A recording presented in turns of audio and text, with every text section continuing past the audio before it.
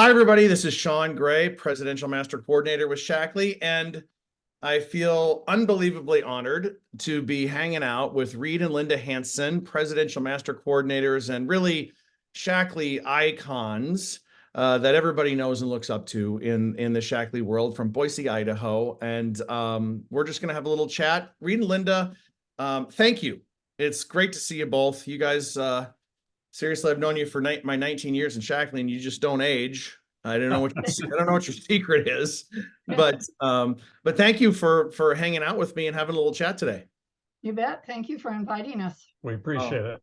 Absolutely. So it's right before Thanksgiving when we're recording this, and you've got some family that are kind of scattered around. You're going to get some of them together over the holiday at least. We are going to have our son and his family come, and we're just going to celebrate together. Oh, that's wonderful. In Chinese, it's Gananjia is how you say Thanksgiving. Gananjia, so Gananjia Kuai Le, which is Happy Thanksgiving. But you get to see. So your family, you've got how long have you been in Boise? And you have you have three kids, and how many grandkids and all that? Can you share with everybody a little bit about your family dynamics? You know what? We moved here in 1972, and we have 3 children.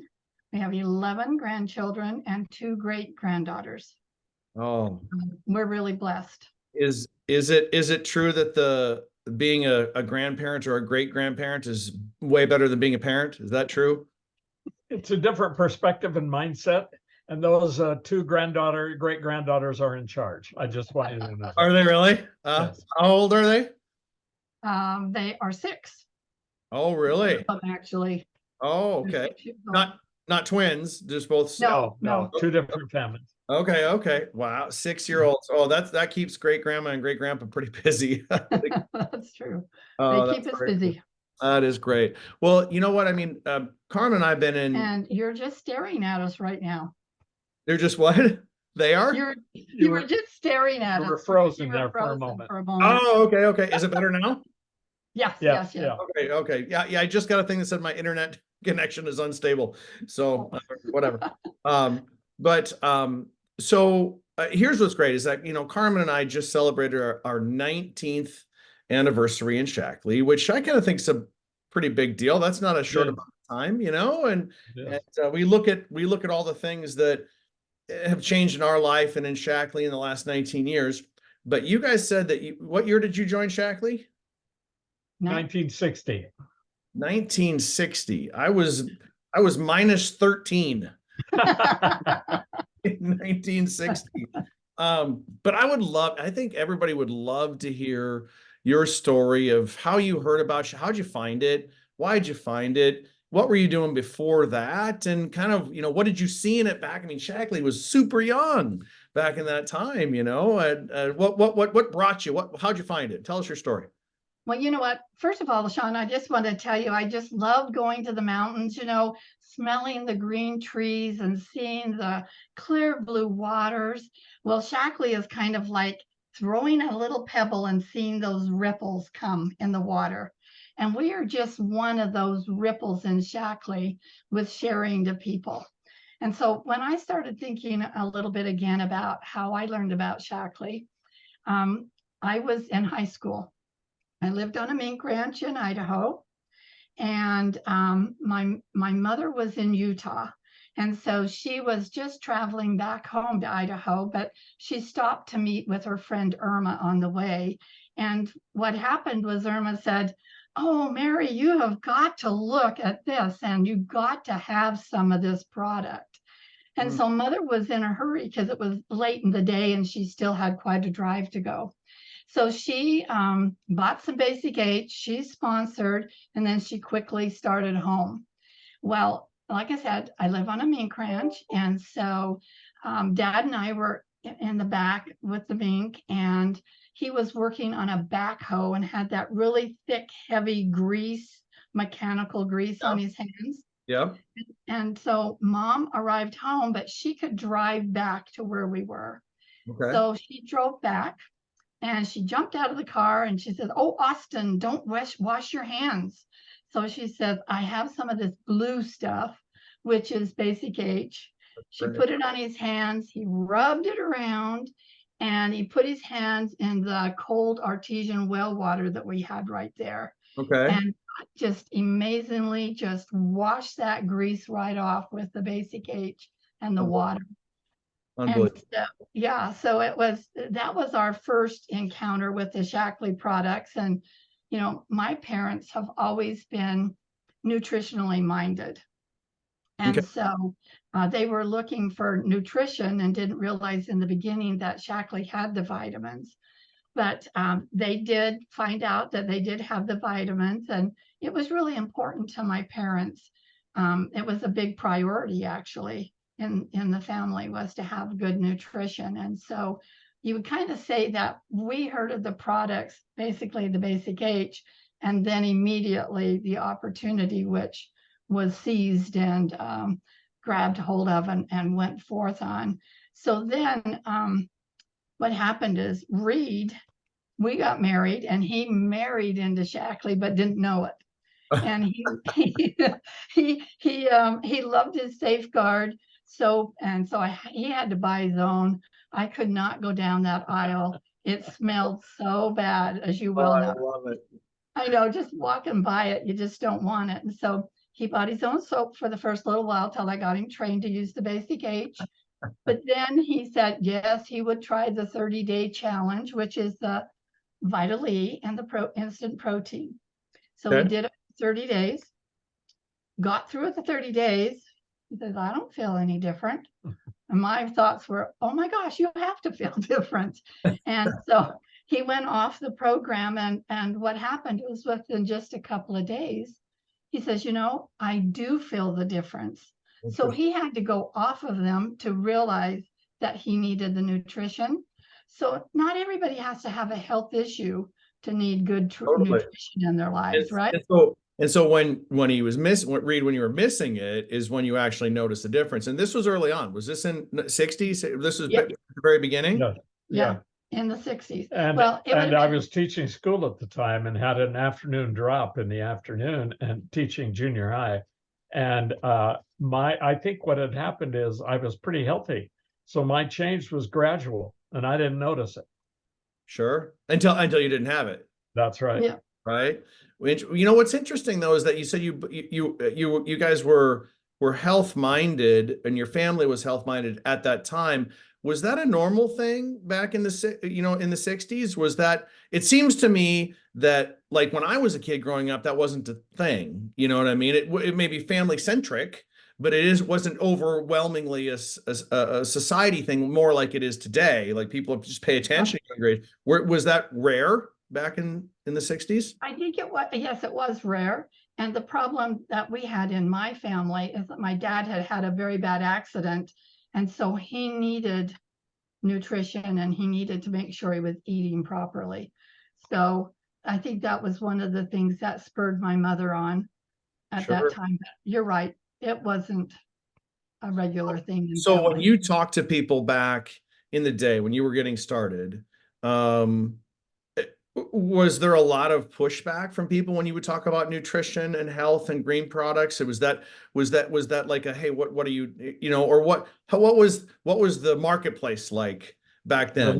The lead for us then was primarily the cleaning products. We didn't have to justify those as much. We had to do a lot of education when it came to nutrition because people just had the mindset, as I did early on, if you eat right, you don't need supplementation. Well, that's a true statement. The problem with that is nobody was eating right. And so they needed the supplementation, didn't know it. And the supplements sometimes took, like it did for me, took a little time for people to notice what was going on. Sure. Well, and obviously you guys had, I mean, Linda, you said you saw your dad wash his hands, what would be 63 years ago, you know, and that your first product experience is obviously forefront of your mind still today, this many years later. And so it's wild how, I mean, if you look at this, how many people could you even quantify or not quantify? Could you even describe how many times in the last 60 plus years you guys have seen people have that? Maybe not with the Basic H, but just specifically, but in general, like how many times has it been an overwhelming thing for you guys to say how many people's lives have been changed by the products in these years? Yes. Very much so. It's overwhelming. I couldn't quantify it. I Yeah. couldn't put a number on it.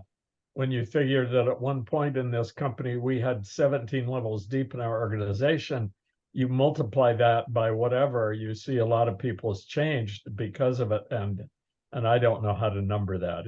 It's been marvelous to see. And those that we do know of has been really an inspirational thing in a lot of ways. No, think of it this way. I mean, you saw your dad's hands get clean by basic age 63 years ago. And because of that, literally hundreds of thousands or millions of people have been impacted by that. It's kind of a crazy thing to think about, isn't it? I mean, Yes, that's, it is. Yeah. And it's like that ripple that I talked about. yeah. It's like we didn't do all of it. We helped somebody else and they rippled right out and they're doing it also. So Reed, you were a high school teacher, and Linda, so you were in high school when you saw Shackley for the first time, and so you guys probably got married relatively young, I would say. Yeah, we were 20s. 20, okay, relatively young. So 20. and so you started Shackley at that time, basically. Yeah, Okay. we did. So was there how long did you stay teaching, Reed, or did you have other careers in the beginning there, or did you kind of move into Shackley and that's been your career since, or?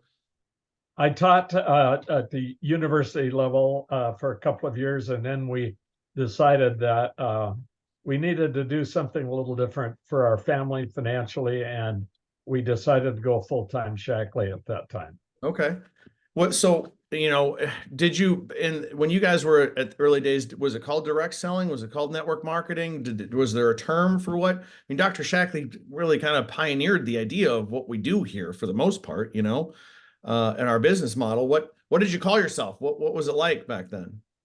I can't remember what that early word was. I can't know. remember. I'm sitting here thinking, what did we call it back then? I'd have to look through some notes. It was different, huh? It was something. It was different. I mean, okay. We just went out and shared. I think, that was the biggest thing. Was just share, share Shackley, walk across the street, Dr. Shackley said, and let them know about it. And so I don't think we had a particular word. It wasn't that deep, right? It was okay. We knew we could grow and we could, grow in depth and everything, but yeah. Yep. So how the business of Shackley, you were impacted by the products in the beginning, but then the business of Shackley, how quickly did that come to for you guys to be able to say, hey, if we built a team, we could create this? Was that pretty early on? Did it take a while? We saw some presentations early on that we woke up to and said, okay, yeah, there is a future here and something that we could build, something that would last forever. And so it was fairly early on.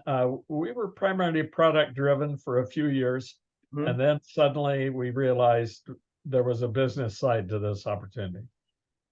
Cool. And one of the things is that even when we were at the university, we were sharing and building it. We had a small business going at that time.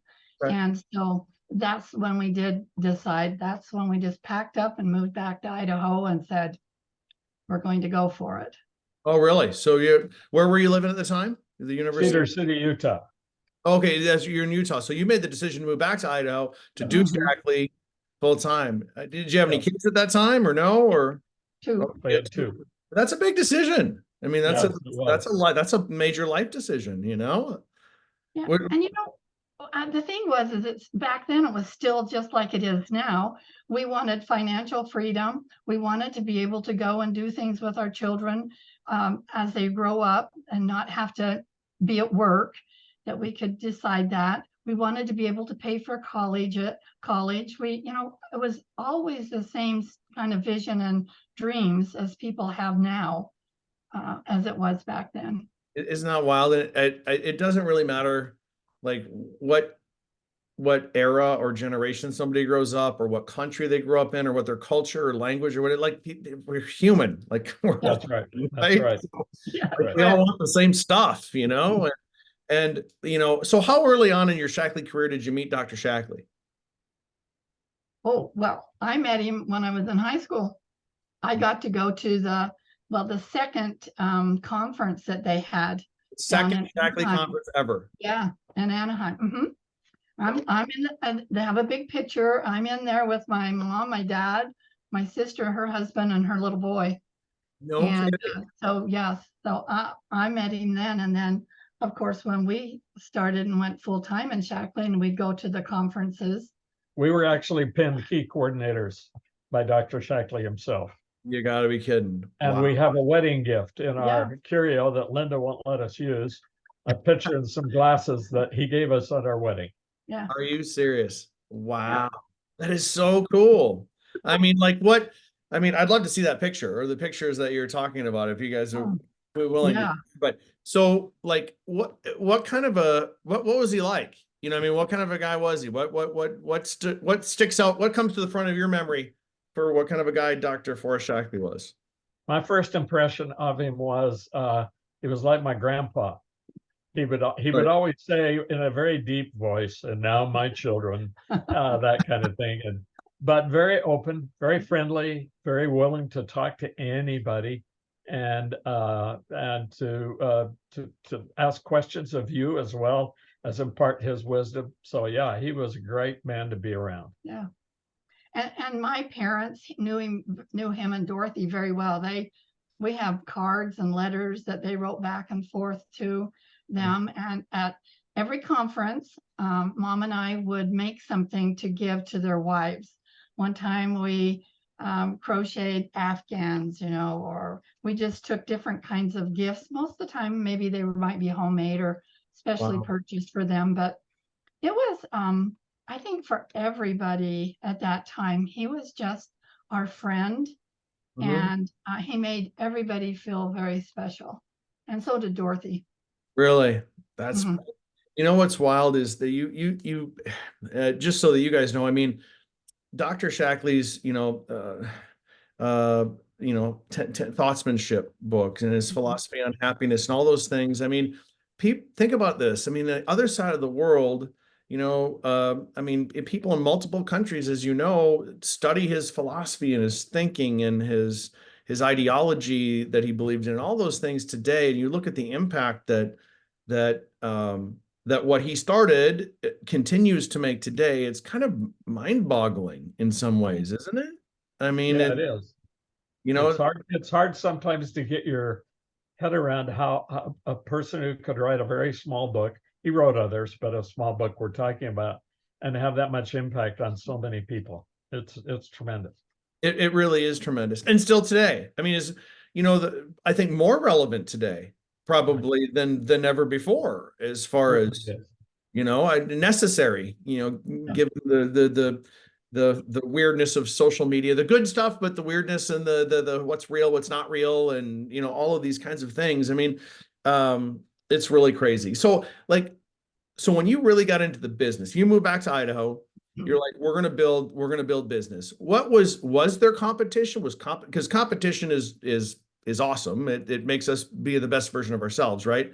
But what was there competition at that time, or was it kind of just this new thing that you guys were talking about, or what was it like? There were about 3 companies then that competed with us somewhat, but not like we have today. The competition there, we didn't. I don't know that we spend a lot of time being concerned about the competition then. Okay, you just focused on. Yeah, we just forged ahead. And we just worried about our own products and our own company. We didn't worry about them. Absolutely. Great advice today, regardless of competition. Don't spend any time worrying about the other guys. Yeah. Take care of your own house, right? And yeah. So you two have been through like Roger bought the company about 6 months before Carmen and I joined. So we only know that, right? So we haven't seen. So there had to have been, I mean, you guys had to have gone through challenges. I mean, anybody that decides to make Shackley a career, a lifetime career, goes through stuff, and they go through changes with the company. They go through changes themselves. There's always this stuff, but you guys have seen, basically everything. I mean, you would have had. I mean, I'm sure you've had opportunities and thoughts were, you're like, is this for us? Can we do this? Should we stick here? Should we? No, maybe you haven't, but did you ever think about this is not the right thing or whatever? How did you work through all of the things that Shackley's worked through, changes in ownership and Dr. Shackley passing on and different management and all of these things? You guys have stayed stable through that entire thing. Tell us what that was like. Oh, okay. Yeah. I think because, because we're so big now, not that we still can't think this way, but the distributors were very tight. The masters group was very, very tight. And we had the truck strike that came, and you've heard the stories where the masters and the sales leaders all got together, went down and picked up the product, because in those days we had to buy by the case, and we had it on hand. So a lot of us had not stores, but had offices. And so we need to have the product to dispense to our people, our customers. And so, just going through some of that agony and thinking, gee, is this the end for us because we can't get the products? No, we all band together. They went down in trucks and brought it all back. And, so that was a big deal. And that was the masters pulling together to make sure this company stayed afloat. And a lot of people don't understand that. No, that was so the truck, when was that? And that was was that a trucking strike, like a delivery strike of all of the drivers? Nationwide truck strike. Okay. When was that? Do you roughly 70s? Yeah. Had to be. Yeah. 70s. Okay. So nobody, like, you couldn't get anybody to deliver product. You had to deliver product. You had to go pick up product. You had to pick up and deliver product. Yeah. That's right. The company didn't ship product out to people. We did it. Wow. That had to be crazy. It was. It was. I mean, how long did that last? Well, it didn't last maybe 3 months, 4 months. We survived it in our own business because in the wintertime, coming over the mountains out of California, sometimes they get snowed in. So we had to have enough stock on hand to weather those kinds of storms. And so we weathered it just barely. Then it started shipping again. So yeah, it was incredible. Amazing. So what made you, was there a point when the two of you said it's Shackley for life, and regardless of all of these things, or was it just kind of innate? Was it just always there for you? I don't think we ever sat down and had a discussion whether we were going to not do it anymore or not. We just, our point of view was, okay, here's the situation. What do we do about it? Because our goal was to keep forging, to keep going forward. And I don't think we ever stopped. Yeah. I don't remember ever saying, I don't want to do this anymore. Really?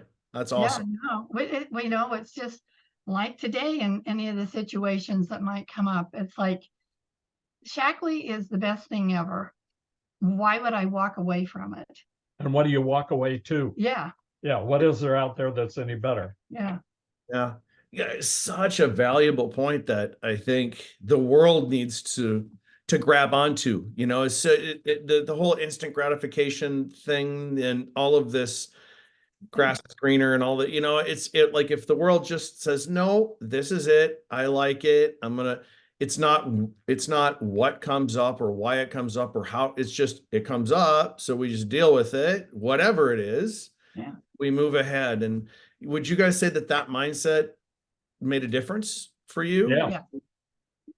I don't think we would have grown like we've grown over the years had we not had that mindset. Such a valuable point, Reed. That is, something I think we need to get back to in that sense, because even in times of, master meetings and things like that, is inside of the field, there's always stuff. I mean, you had to have seen it forever. You had to have seen stuff and the field's complaining about this or that or whatever. And you guys have always seemed to be the people that don't jump on the bandwagon of, I'm complaining about this program or this staff or this, what you've always seemed to just be the positive, look, let's just go ahead. That's the feeling I get from you guys. Well, thank you. Yeah. That's the way you just need to look at it, is maybe there are some things that would go on or happen that I don't care for, but you know what? I will do with what I have, and I'm going to move on because an in-home business or having your own business is great. You know, centuries ago they did things from home. They were selling their goods. They were trading their goods. I mean, so this isn't like it's a brand new concept. And so why would I give up something so valuable? And we had mentors then that helped us too. Not only people like Dr. Shackley, but I remember an incident with Gary Burke. We had some changes in a comp plan, and Gary Burke just simply said, show me the numbers and I'll figure it out and move forward. Well, that's what we did. We said, okay, what are the changes? How does it affect us? Let's go. Let's run with it. Love you, because you can't affect that. You can't change that. It is That's what right. it is, right? Right. And so, gosh, Yeah. it's such a valuable thing. If everybody adopted that, how much easier would life and business be? Yeah. You know? Another thing that we fought for is that when Roger bought the company before him, there was a company that wanted to buy us, but they wanted to split us up. They wanted to destroy us. Oh, really? Oh, yeah. And so, you know, we prayed a lot that our company would make it through. And so when Roger came, it was just a blessing that he came, and he is so much like and thinks so much like Dr. Shackley. And yeah, so Wow. we heard that too. It wasn't a great time because, you know, we worried and we just didn't want that to happen to such a special company. It's almost like, you call it destiny or call it, karma or call it whatever, call it God's plan. There's something special here. Yeah, there is. There really is. And you really, I feel like we're just, the best is not behind us. The best is really ahead of us. Like the best is so. really to come. I mean, it's the way that the world is. I think that COVID and all of those things have changed people's thinking in a way that says, look, I want autonomy and I want the ability to control my life and I want the ability to control my health. And all of these things, I think it just all speaks to who we are. What do you guys think? No, I agree. I totally agree. Yeah. So to be successful in Shackley, there are certain things that are different in the world today with, technology and things like that, but there are some fundamentals are core. If you had to pick 2 or 3 things that you would say, look, if you want to be successful to build your Shackley business, these are a couple of qualities that you're going to need to either have or find or develop or something, what would that be? I think if I'd have caught onto this earlier than I did, to really understand our business model and be able to explain it. Okay. I think that would have helped us even more. And that certainly is true today. We have people that come to us and they want to be a part, but they don't really understand the business model. And to be able to explain that to them in a clear manner is really important. And I always think that consistent effort, we used to tell our people when they would start on a nutrition program, consistency is probably more important than quantity.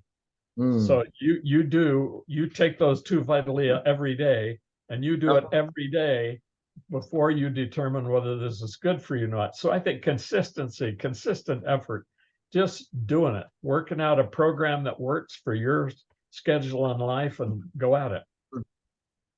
Is that consistency is a choice, right? It's not a Yes. right. And so would you say that if people make that choice from the beginning, it would make a difference? Oh yeah, 100% difference. It's what keeps people energized and going, I think, is consistent commitment to consistency. And you know what? Lots of times things happen and all of a sudden your consistency slows down or whatever. Just jump back in on it. Sure. Life happens. And so I think sometimes we want to beat ourselves up because we might have missed a day, but it's just making that habit and making it a good habit. I think another thing was having the long view. Not just looking at the moment, not looking at what happened today necessarily, but in the back of your mind, always have the long view of what's happening and what we're trying to build, where are we going, What are our goals? That kind of thing. The long view, that mindset is needed. Totally agree. If you make decisions in life based on what's in front of you today, that's a recipe for jumping around and never really finding a path, right? Correct. You know, I was going to ask you guys if you were to give yourself some your beginning selves advice from, you know, like if you go back into when you started, what would that be? And what I'm hearing from you is say like understand the plan, be able to Yes. explain the plan, explain our business model, explain clearly who we are, get good at that. Number two is being very consistent on a daily basis, not beating yourself up. And number three is having a long view of you know, from the beginning on a daily basis, which are all flipping awesome advice. Is there anything else that you would give yourself advice, knowing what you know today? Look back at the beginning and say, I wish we would have known this earlier. Is there anything else that pops into head? Well, what popped in my head was something Ray had said to me when we were talking about this, and that is I do have a vision board over here on the wall, and the words on the top in big says bold actions.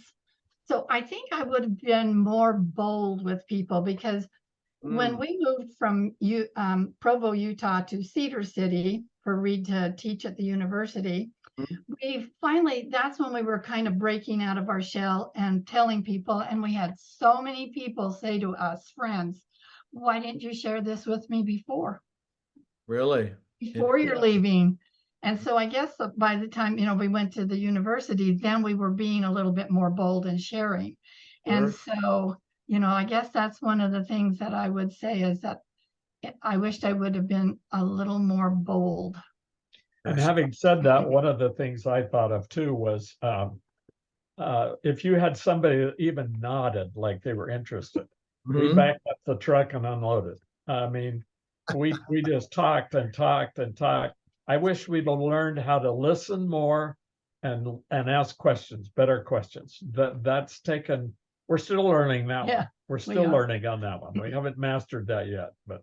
Oh, I love it. Well, I mean, you guys, you seem like you can create rapport and relationships that you understand that it's people, you know, and that you connect with people. And if you take people where they are, you know, what would you say to somebody that says, gosh, I'm not necessarily a people person. I'm kind of introverted. I'm kind of whatever, you know, people say, I don't think I can do these.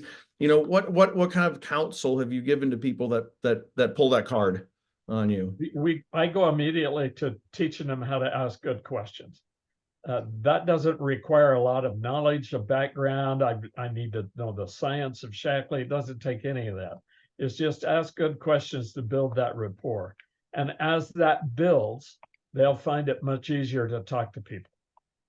Great point. Because guess what? If somebody else is talking, they feel that if they're talking to you, the more they talk, the more they trust you, right? That's right. That's right. The more rapport we are building, you know, I mean, that's people, the number one thing people love to talk about is themselves, you know, and so if you get good at asking questions, they trust, right? And so that's great point.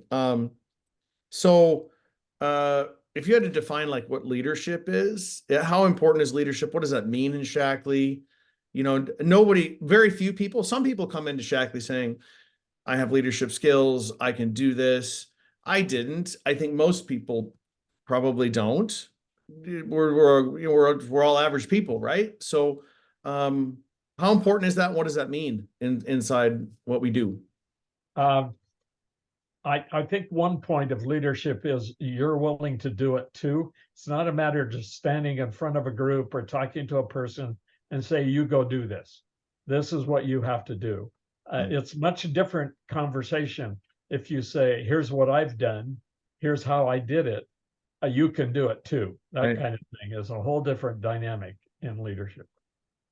Do you think that those are those skills that are nature versus nurture? You know, is that a you're born with it, or is that a hey, we can learn these things? You might have come from a culture where some of that was easy. You might have mentors that you watch, but by and large, the answer to your question is it's something we develop. we build, we train ourselves, we do a lot of personal development to find out if our wording is right, if we can improve that, if we can improve the questions we ask. All of that's important.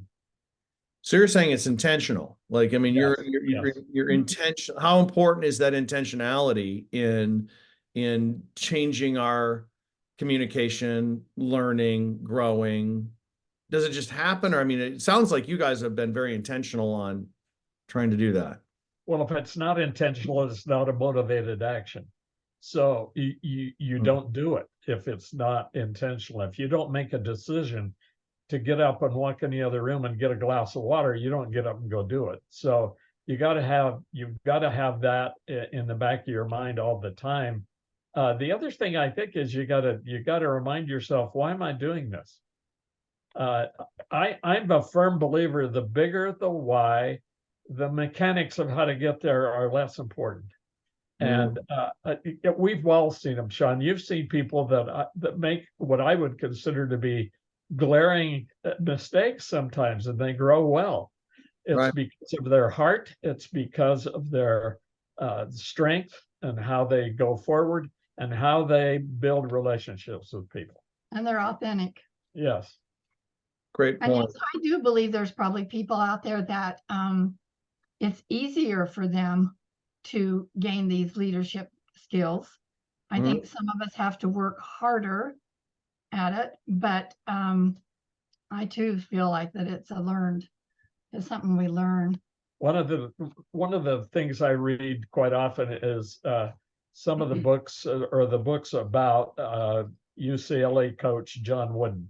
Sure.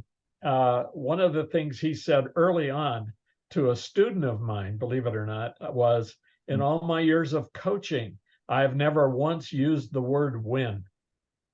Really? I found that incredible. His philosophy was, I teach you the fundamentals. If you do that well, we will win. So his focus was on developing those skills in those players, not in standing there and lecturing to them. So he built that relationship with them. I tell you what, how do you feel those points fit in today's world? You know, in today's world with how connected the world is and how social media driven it is and things like that. Those fundamentals that were, John Wooden talked about way before internet and everything else, are they valuable today? Are they not? Are they more? What's your opinion on that?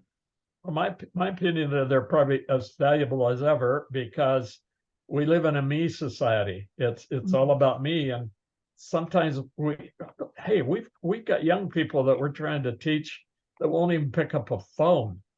If they can't text it, if they can't do it in the modern world, the social media kind of thing, they won't pick up a phone to do follow up. So we have to teach them how to build a relationship. So yeah, I think those are still valuable. I think there are principles that are constants. They won't change. Doesn't matter what the world does. Those principles are true. And if you stay to those principles, you'll be fine. I couldn't agree more. I love it. So you guys have seen this evolution from, I mean, in 1960, Shackley was still, it hadn't really hit a growth, That's right. Phase at that point, had it? I mean, it was. No, the real strong growth was in the mid 70s. It was. Okay. So, I mean, you went through a lot of years of, yeah, I would say plowing the fields with a hand plow, and I mean, no, it was With a a lot of. strap over our shoulder and Exactly. I mean, it was a lot of work, but you still had that belief and things like that, and you've seen Shackley go more than probably just about anybody in the company to where it is today, and Roger and all the ownership. If you sit and contemplate, what are the next 20, 30, what are the next 60 years look like for Shackley? How do you guys feel about it? What are you, do you feel like there's good stuff ahead?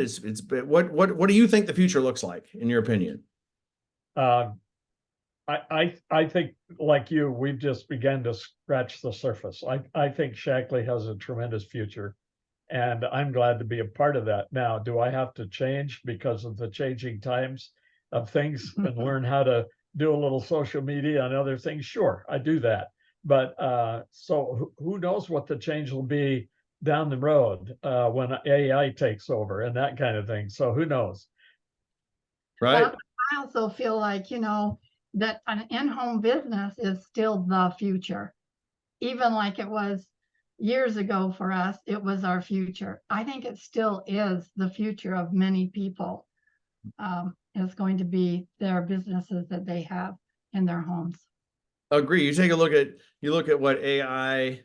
I was on an airplane somewhere and I chatted with a guy. I was chatting with a guy and I forget what kind of a company he was running, but he said AI is a wild thing. He said just in the last in the last couple of years, I could take last year I could take Chat GPT and he said I could replace $1 million worth of my marketing budget by just putting Chat GPT in, right? I mean, I could just, because that can all be done, and so the world's going to try and figure out over the next few years, what is that? You can't replace what we do, right? You can't replace the products we have. You can't. I mean, we're recession proof. We're a technology proof in a lot of ways. I mean, it's to your point, Linda. I think when people realize anything is going to take work, but if you build it, it will stay. I speak real quickly. So, what kind of a lifestyle has Shackley given you guys? It seems like what's it given you? What has it afforded you? You know what? The thing is, that's cool about it. I'm so glad that we did not look back when we left and came to build our business because it's helped us. I mean, we can leave our home anytime we want. And we are a little different than some of the people. Their whole business is done online. Right. Ours, we still have a little bit of an office. But you know what? We can still leave when we want to. If somebody calls and says, gee, do you want to go to lunch? Or if a grandchild has something, we can go. If our children need us, we can leave town and still work our business just like anybody else. It has given us the financial freedom we need.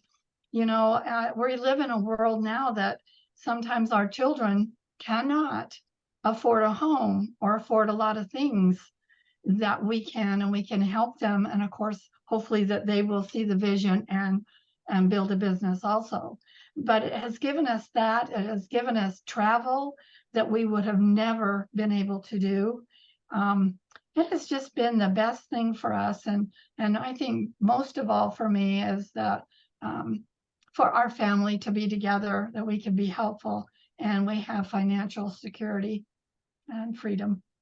That's I have nothing to add to that. It's perfect.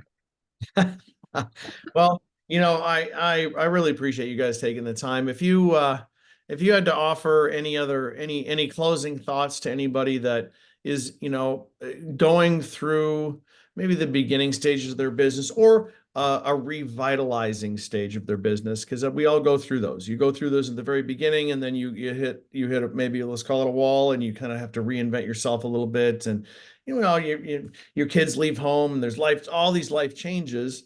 But Shackley's still this constant that is always there. If somebody's at a reflection point, I guess, is there any advice that you could give them that just pops into your head? I think somebody that's being that reflective on their business, they need to look at why they got started in the first place, number one. Number two, where they would like to go. And then in between that, they just need to be open and honest and authentic and talk to a lot of people.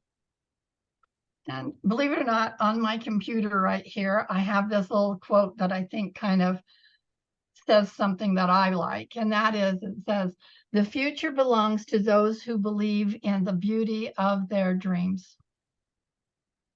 Love that. Love that. It's so easy to get caught up in comparing ourselves to other people and other things, especially in the social media world, right? And not take a step back and say, who am I? What do I want? Where do I want to go? And I have this beautiful partnership with Shackley that will allow that, and I just need to get good at that, And you guys are just an awesome example of that for really all of the Shackley family worldwide. Just the legacy that you have created and the history that you have seen and helped write. all those things. Carmen and I are very grateful to you two for the example that you've set. And we appreciate your friendship. Thank Yes. you, Sean. And you know, another thing that we have to recognize, not have to, but want to recognize is our downline. Our downline is an awesome group of people. And of course, even if people are not in our downline, they're awesome. We just love everybody in Shackley. And but we have to give credit also to those others who are building and helping Shackley to be strong. Yeah, you guys have always have had a big heart. You know, it's kind of like love. It's love first, and there's no place for arguments or strife or whatever it is what it is. That seems to be like to me that's just seems to be the example that you guys have set since we have come here just 19 short years ago, and so we're excited. So you're excited about the future of Shackley, and 63 years in, you're still actively doing Yes, this. we are. Yep. Yep. And as you Who wants to retire? Nobody. exactly. What do you gonna do to retire? I mean, this is way more fun, right? All right, I can come and go anyway, so why retire? I love it. That's a great example. Well, thank you both for taking the time. It's been awesome. I enjoy, Carmen, I enjoy seeing you, spending a little bit of time and certainly in passing all these things at conventions and trips and things. And so we've got a lot more of those ahead in the future, That's true. True. That's right. So you guys are great. So thank you so much. It's been a lot of fun chatting with you, and we'll look forward to seeing you, at the leadership convention here this June. Yeah. Yes. Thank you. We'll You be bet. there. Thanks. Hey, thank you. Bye-bye. Goodbye.